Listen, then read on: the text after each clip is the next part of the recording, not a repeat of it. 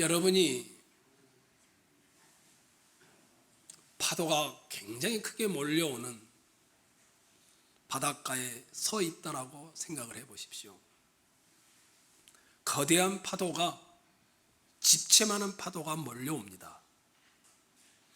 그런데 여러분 바로 눈앞에 작은 갯바위가 하나 있습니다. 노을이 파도가 너무 높아서 이게 갯바위를 부딪히면 거의 깨질 지경이 될 것 같습니다. 이제 저 바위도 끝이구나. 그런데 어떻습니까? 경험해 보셨지요? 그 거대한 파도가 갯바위를 치고 그 물살이 빠져나가면 그 갯바위의 모습은 어떻습니까? 이전에 있었던 그 모습 그대로 흔들리지 않는 채로 그 자리를 지키고 있게 되어집니다. 거대한 인생의 파도가 몰려와도 흔들리지 않고 자기 자리를 지키는 이 모습, 이거를 평안이다, 이렇게 정의를 합니다. 이 평안은 삶의 자리에 문제가 없는 것이 아니었죠.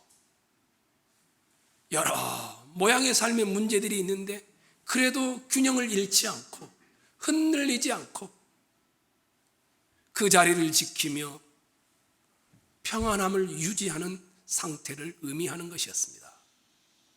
바울 사도는 최소한 6차례나 여러 교회들에게 자기가 얼마나 많은 고난을 당했었는지 편지를 붙였습니다. 그 목록들을 나열하자면 끝이 없을 정도입니다. 많은 굶주림을 당했습니다. 감옥에 갇히기를 여러 차례 했습니다. 가장 가까웠던 사람이 배신한 경우도 있었습니다.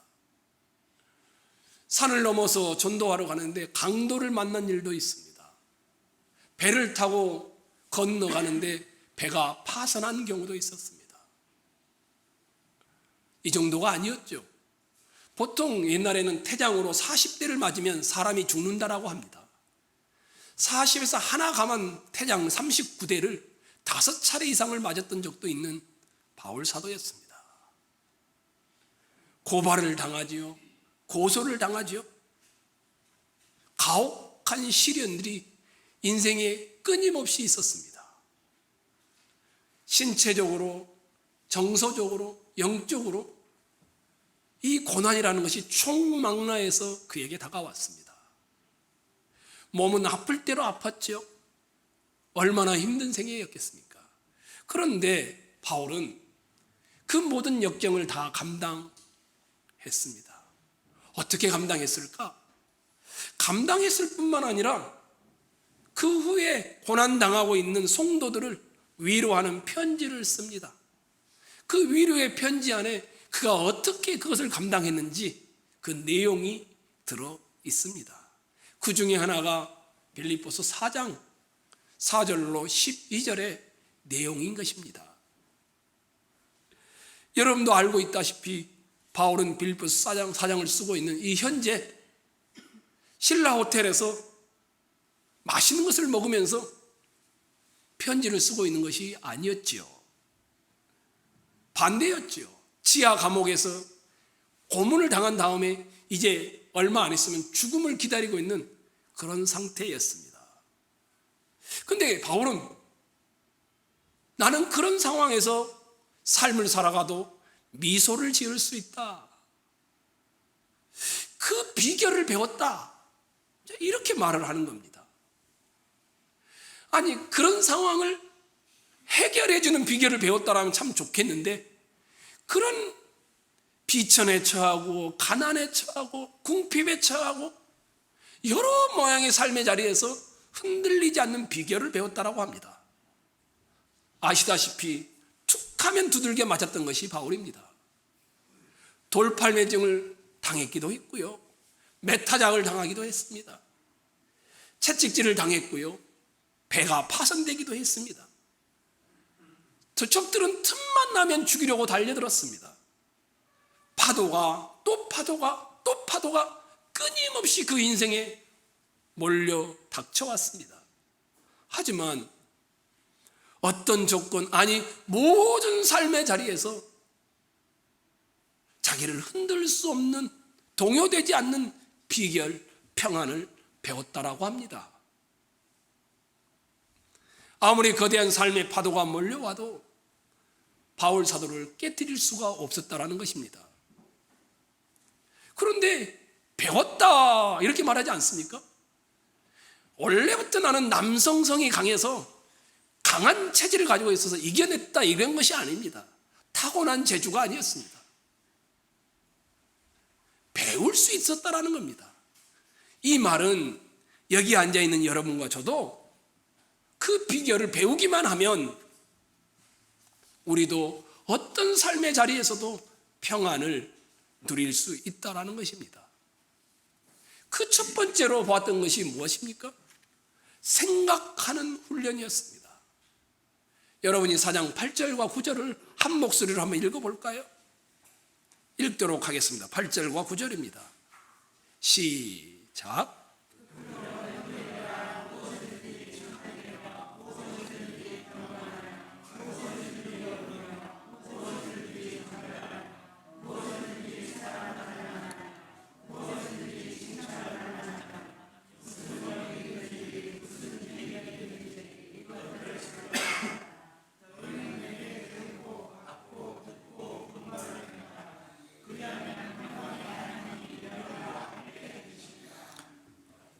평강을 얻는 방법의 첫 번째는 8절 마지막에 나와 있는 것처럼 이것들을 생각하라 이거였습니다. 그 이것들이라 하면 인생의 본질이었습니다. 인생의 본질은 뭡니까? 내 인생은 어디서 와서 어디로 갈 것인가? 나는 무엇 때문에 살고 있는가? 삶이란 도대체 무엇인가? 살면서 나는 뭘 하며 살아야 하는가? 이것들을 생각해 보라는 내용이었습니다. 세상은 어떻습니까? 세상은 이런 질문하는 것 자체를 싫어합니다. 왜 그렇습니까? 왜냐하면 고작해야 80년에서 90년 이 세월이 전부라고 믿기 때문입니다. 죽으면 얼마 지나지 않아서 다 잊혀져 버릴 수밖에 없다라는 것입니다. 태양이 사라지는 순간, 지구가 멸망하는 순간 모든 것들이 곧장 험으로 돌아갈 것이다. 이렇게 여기는 것이 세상입니다. 그래서 대부분의 책들이 내놓은 고난을 당할 때 어떻게 하면 우리가 고난을 벗어나는가? 대부분의 책들은 너무 깊게 생각하지 마세요. 반대이죠, 우리랑. 편안히 여행을 하면서 즐기면서 그냥 잊어버리세요. 부정적인 생각을 거두세요. 이게 그들이 내놓은 방법입니다. 그러나 바울이 말하고 있는 그리스도의 평강은 그리하면 평강의 하나님이 너희와 함께 하시리라. 이 평강은 깊이 높게 생각하라는 것입니다. 속에서 기쁨이 솟아날 때까지 생각해 보라는 것이었습니다. 다가올 영광을 생각하고 또 생각하라는 것이었습니다. 예수님은 참 하나님의 아들이십니다. 예수님이 정말 이 세상에 오셔서 나를 위해 돌아가시고 다시 살아나셨으며 하늘로 올라가셔서 하나님의 오른편에 앉아 계십니까? 나를 위해 한없는 고난을 견디시고 언젠간 나를 하나님 아버지께 데려가서 내 눈물을 다 닦아주실 분으로 믿고 계십니까? 고작해야 80년에서 90년 사는 여기에 작은 맛받은 그 행복이 전부가 아니고 영원한 행복은 아직 오지도 않았다는 것을 여러분은 기다리고 계십니까? 이것들을 생각하라는 겁니다. 이것들을 생각하면, 그리하면 그리스도의 평강이 여러분을 지배하게 될 것이다 라고 말하고 있습니다. 그래서 여러분들은 고난의 자리에 파도가 몰려올 때마다 인생의 큰 그림을 생각하는 자들이 되셔야 합니다. 그리스도의 평강이 여러분의 삶의 자리에 넘치기를 원하십니까? 마음이 불안하고 답답하고 안절부절하고 왜 이렇게 일이 안 풀리는가 어쩔 수 없는 불안, 불만족에 있으십니까? 그렇다면 깊이 생각해 보십시오. 낱낱이 구체적으로 생각해 보십시오. 차곡차곡 쌓여서 복음을 통한 나에게 미친 구원의 영광들을 생각해 보십시오. 여러분 말 속에, 생각 속에, 가슴 속에, 온 인격 속에 스며들게 해 보십시오. 그러면 이것들을 생각하면 그리스도의 평강이 여러분에게 다시 찾아올 줄로 믿습니다. 첫 번째 훈련은 이것이었습니다. 생각하는 것입니다. 두 번째 훈련은 감사하는 훈련입니다. 늘 감사하는 겁니다. 6절과 7절을 여러분이 한번 읽도록 하겠습니다. 읽겠습니다. 시작.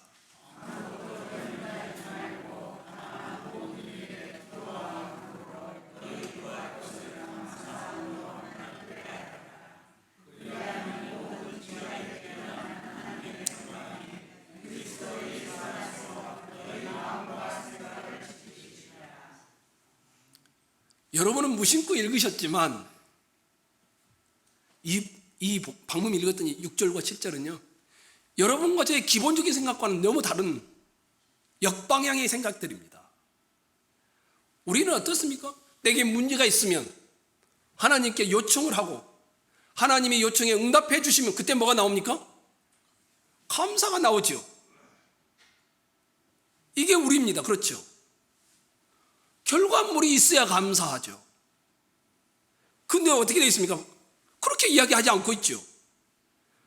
하나님께 간구하고 기도한 일이 응답도 되기 전에 뭐라고 합니까? 감사하라. 이게 말이 되는 소리입니까? 어떻게 그렇게 앞질러 감사를 할 수 있습니까? 언뜻 보면 이해하기가 힘든 그런 말씀입니다. 여러분이 무심코 읽었겠지만 그런데 곰곰이 생각해 보면 바울의 내면 세계를 읽을 수 있습니다. 무슨 말입니까? 저는 이 말씀을 이렇게 해석했습니다. 지금 바울은 인류 역사와 자기 개인의 역사가 삶이 하나님의 손 안에 있음을 믿어라 이렇게 말하고 있는 겁니다. 우리가 무언가를 하나님께 간구할 때 내 삶이 내 손에 있는 것이 아니라 하나님의 손 안에 있음을 믿으면 비교할 수 없는 그 하나님의 지혜로우심이 나를 붙들고 있다는 것을 믿으면 당연히 어떻게 되겠습니까? 만족과 감사가 나온다는 것입니다. 그러니 앞질러 감사하라, 이 훈련을 하라라고 말하고 있는 것입니다. 여러분 혹시 요셉이 형들을 용서하면서 했던 말 기억나시나요? 당신들은 나를 해하려 하였으나 하나님은 그것을 선으로 바꾸사 오늘날과 같이 되게 하셨습니다. 염려하지 마십시오. 이것을 신약성경에 가져오면 동일하게 김상엽 집사님이 아까 함께 낭독했던 하나님을 사랑하는 자 곧 그의 뜻대로 부르심을 입은 자들에게는 모든 것이 합력하여 선을, 똑같은 선입니다. 선을 이룬다. 무슨 말입니까? 하나님이 악한 의도에서 비롯된 일조차도 애초에 예상도 안 했던 뜻과 정반대의 결과를 낳도록 불행한 일이 생기지 않았을 때보다 훨씬 더 큰 선과 영광을 드러내는 쪽으로 요셉의 인생을 이끌어갔고 바울의 인생을 이끌어가는 것을 두 사람이 고백하는 것이었습니다. 하나님은 너무 지혜로우셔서 영원한 안목으로 내 인생을 이끌어 가신다라는, 그래서 선으로 바꾸신다라고, 합력하여 선을 이루신다라고 말하는 것입니다. 가장 높은 곳에 계시는 그 하나님이 가장 지혜로우신 하나님이 우리를 바라보는 것입니다. 그러니 여러분이 하나님이 여러분의 주권자임을 믿으시기 때문에 뭐하라고 합니까? 앞질러 감사하라는 겁니다. 뭐 감사 이렇게 되는 것이 아니라 하나님이 내 인생의 주권자임을 믿으니까, 나를 구원하신 그 하나님, 독생자를 주신 그 하나님이 내 인생을 이끌어 가시는 분을 믿으니까 구하면서 바로 감사, 이게 나오도록 되어 있다는 것입니다. 무언가를 부탁드리는 상황에서도 앞질러 감사하는 훈련. 왜요? 인간의 머리로 납득하기 어려운 일이 닥칠지라도 하나님이 허락하셨다면 그것이 무엇이든 감사해야 한다는 것입니다. 여러분 믿어지시나요? 내가 기도했는데 다른 결과물이 나왔어요. 근데 감사가 나오실까요? 믿어지는 만큼 평강을 누리게 된다라고 말씀하고 있습니다. 믿지 않으면 믿을 때만 맛볼 수 있는 평안을 맛보지 못합니다. 감사함으로 소원을 하나님께 아뢰는 훈련을 하시기 바랍니다. 미리 앞질러 감사하는 훈련은 하나님의 주권에 내 인생에 있다는 것을 믿는 자들이 하는 믿음의 액션입니다. 여러분의 인생은 하나님의 손 안에 있음을 믿으시기 바랍니다. 그러니 앞질러 감사가 훈련되기를 간절히 소망합니다. 그럴 때에 그리스도의 평강이, 그리하면 그리스도의 평강이 너희와 함께 있으리라. 이게 두 번째 훈련입니다. 첫 번째 훈련이 뭐였습니까? 생각하는 훈련입니다. 크게 생각하는. 두 번째 훈련은 뭡니까? 앞질러 감사하는 훈련입니다. 세 번째 훈련은 사랑하는 훈련입니다. 여러분 8절을 한번 봐보십시오. 그러므로 형제들아 무엇에든지 참되며 무엇에든지 경건하며 무엇에든지 오르며 무엇에든지 정결하며, 우리가 여기까지 했었어요. 그러면서 이것들을 생각하라. 그리하면 평강의 하나님이 너희와 함께 계시리라. 인생의 본질을 생각하면 하나님이 우리와 평강으로 함께 한다는 것을 알게 된다는 것이었죠. 그런데 그 다음을 보십시오. 8절 무엇에든지 사랑받을 만하며 무엇에든지 칭찬받을 만하며 무슨 덕이 있든지 무슨 기림이 있든지 이것들을 생각하라. 이 사랑받을 만한 것, 칭찬받을 만한 것, 그리고 덕, 이걸 다 합쳐보면요 이렇게 한마디로 요약할 수 있습니다. 마음의 사랑의 우선순위. 바울은 어떠한 형편이든지 나는 자족하기를 배웠다라고 합니다. 환경이나 조건에 휘둘리지 않는 그리스도의 평강이 있다라는 것입니다. 균형을 유지하고 있다라는 것입니다. 마음이 상하거나 피폐해지거나 무너져 내리지 않는다라는 것입니다. 잠시 흔들리지만 그 자리 그대로 있다라는 것입니다. 그런데 고난의 시기에 그런 것이 닥치면 생각하는 것 이걸로 끝나는 게 아니라 생각하는 것 다음에 감사를 앞질러서 할 뿐만 아니라 사랑의 우선순위를 훈련하라는 것입니다. 지금 이 말을 하고 있는 것입니다. 옳은 것을 사랑하는 태도, 이 이야기를 하고 있습니다. 제가 설교를 준비하기 전에 이 고난이 닥쳤을 때 이 전문가들은 도대체 어떻게 이야기할까? 불교의 유명하신 분이라든지 여러분들의 이야기들을 듣고 또 요약해 놓은 것을 보기도 하고 그랬습니다. 이 많은 마음 전문가들을 요약해 보면 이렇게 말을 합니다. 사람들이 만족스럽게 평온하게 살지 못하는 까닭은 너무 지나치게 세상 것들을 사랑하기 때문입니다. 그분들이 하는 말입니다. 그들은 이렇게 말합니다. 성공을 그러니 너무 사랑하지 마십시오. 설령 그것을 손에 넣는다 하더라도 늘 불안하게 마련입니다. 이루어 놓은 것을 잃을까 봐 두려워 절대로 평안이 없습니다. 또 이렇게 말합니다.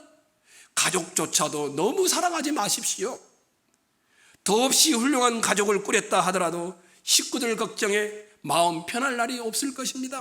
혹시나 식구 중에 한 사람이라도 죽거나 다치거나 그러면 마음의 평안이 다 사라져버리니 가족들을 너무 지나치게 사랑하지 마십시오.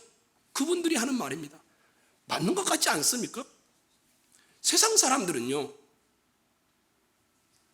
이렇게 말합니다. 그러면 어떻게 됩니까?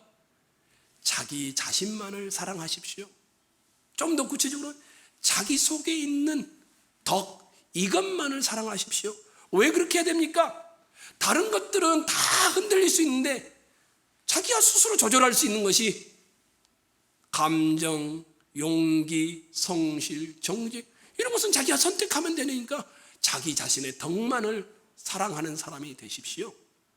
세상 철학이 다 이렇게 가르치고 있습니다. 그런데 정말 그럴까요? 여러분은 어떻게 생각하십니까? 고상하고 절제된 사람이 되는데 뜻을 둔다고 해서 불안이 사라집니까? 그렇지 않습니다. 아시잖아요.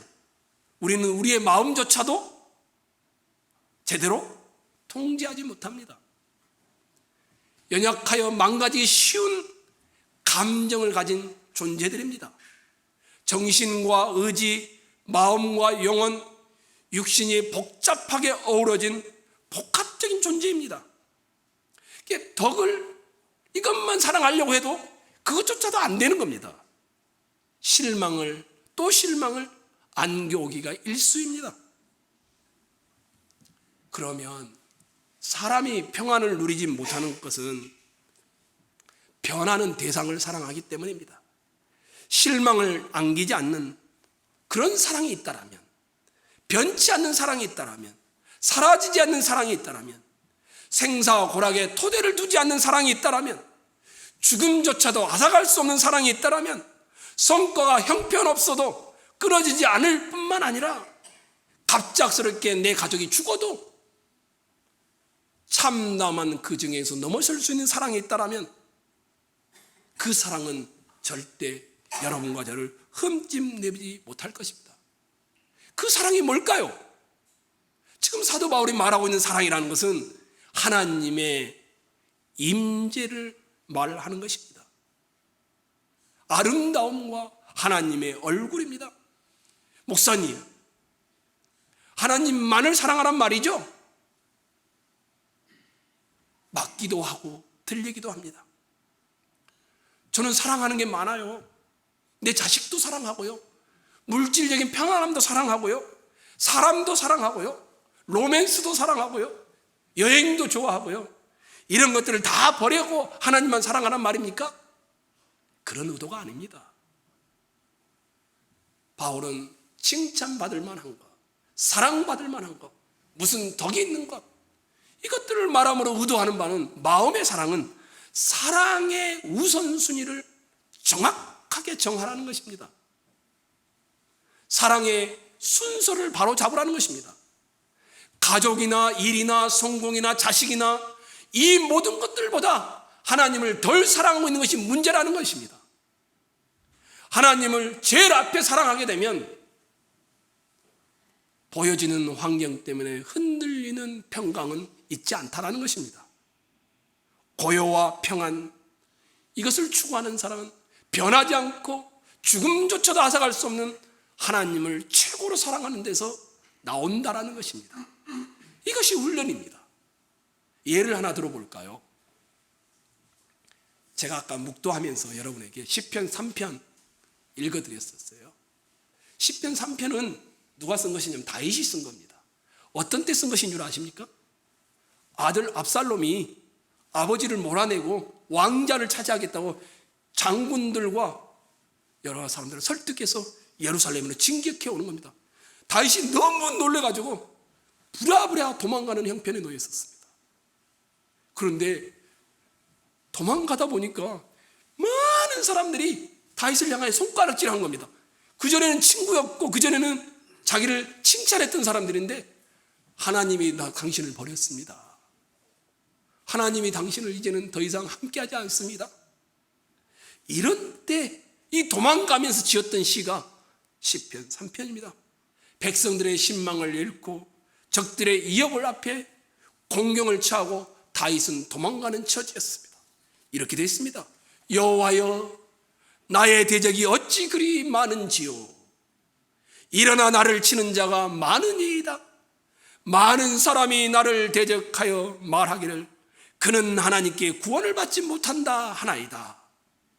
그러면서 이런 말합니다. 여호와여, 나를 붙드시옵소서.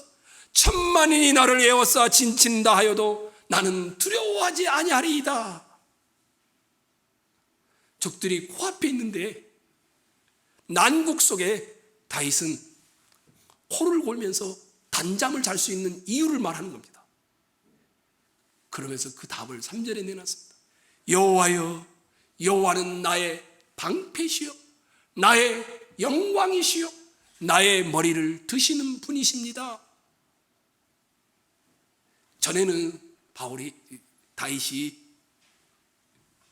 사람들이 막 칭찬해 성군이라고 말하니까 이 사람들의 칭찬이 자기의 사랑의 대상이 된 겁니다. 야, 저런 분이 없어. 이스라엘의 최고의 왕이야. 그러니까 그전에는 자기의 자부심이 백성들의 여론이 되었던 것입니다. 그랬던 그가 고난을 당해보니까 백성들이 하루아침에 돌아서는 겁니다. 그전에 함께 했던 장군들이 아들 편으로 돌아서 버린 겁니다. 그때서 비로소 이렇게 말합니다. 여호와는 나의 방패시요 여호와는 나의 영광이시요 나의 머리를 드시는 분입니다. 천만인이 나를 에워싼다 할지라도 나는 두려워하지 않습니다. 회개하면서 자기의 신앙 고백을 하고 있는 것이었습니다. 백성의 인정과 사람의 칭찬을 자기 인생의 원천으로 삼았던 것을 돌이켜보면서 다시 하나님이 나의 영광이고 하나님만이 나의 머리를 들게 하시는 분이다, 이렇게 고백하고 있는 것입니다. 다윗은 고통스러워할 만한 이유들이 넘쳐나고 있었습니다. 아들이 죽이려고 하죠. 백성이 칭찬이 아니라 이제는 하나님이 버렸다라고 하고 있죠. 억울하고 욕을 먹는 참담한 상황이었습니다. 그런데 그 와중에, 그 고난 중에 다윗은 내가 사랑의 우선순위를 잘못 정했었구나. 겉모양은 멀쩡하게 하나님을 사랑한다고 했는데 보니까 백성들의 칭찬과 사람들의 칭송을 내가 사랑하고 있었구나, 이걸 알게 된 겁니다. 그래서 사랑의 우선순위를 다시 바꾸기 시작하고 있는 것입니다. 그러면서 이렇게 말하죠.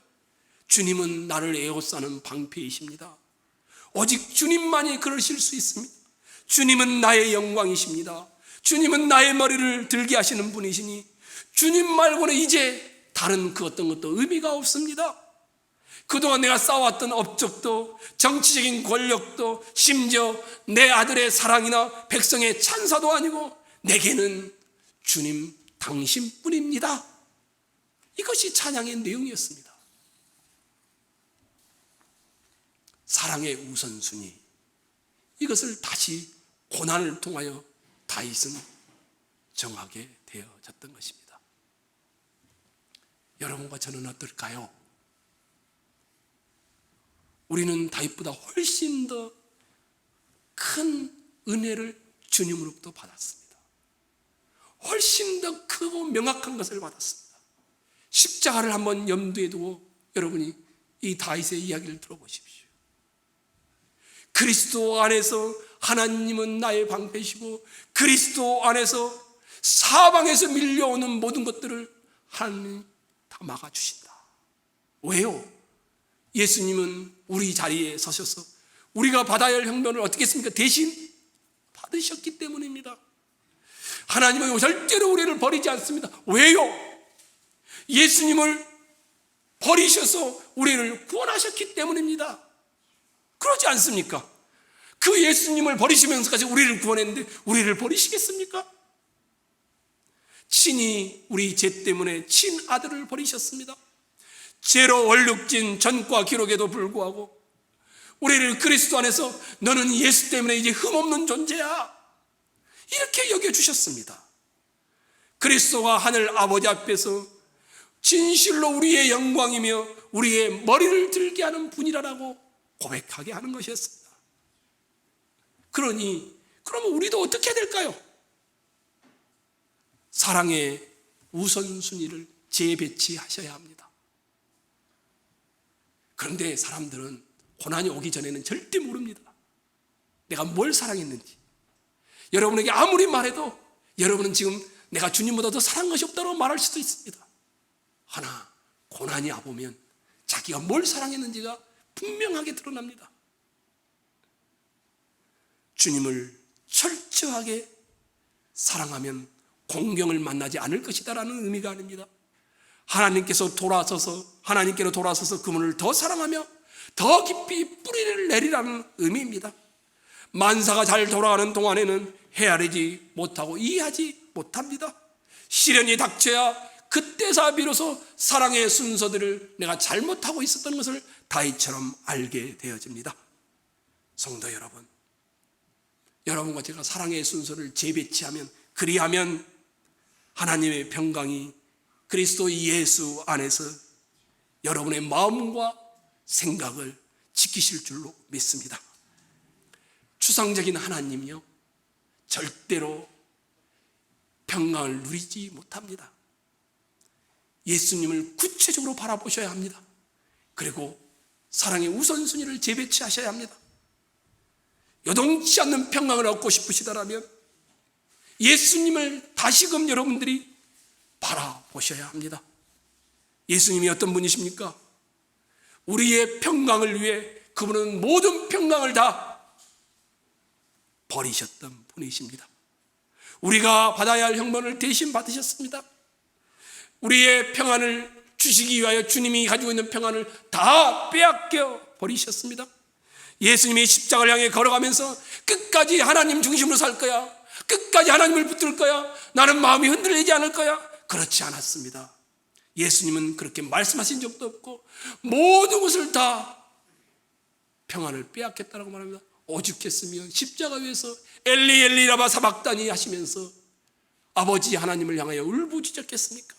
단 하나, 예수님이 남김없이 평안을 버리셨으므로 우리가 평안을 누리게 된 것이었습니다. 사랑하는 성도 여러분, 사랑하는 형제 자매 여러분, 어마어마하게 깊은 고통과 불안, 마땅히 우리에게 돌아와야 할 그 염려들이 그리스도께서 십자가에서 다 겪으셨습니다. 예수님이 모든 평안을 다 이루신 덕에 여러분과 저는 영원한 평강을 누릴 수 있게 되었습니다. 그리스도가 우리를 위해 행하신 일들을 생각만 해도, 아니 조금만 생각만 해도, 찬양만 불러도 그분을 사랑의 제일 넘버원으로 둘 수밖에 없습니다. 여러분과 제가 이 그리스도의 평강을 원한다면 다시 사랑의 우선순위를 재배치하십시오. 가족을 사랑했습니까?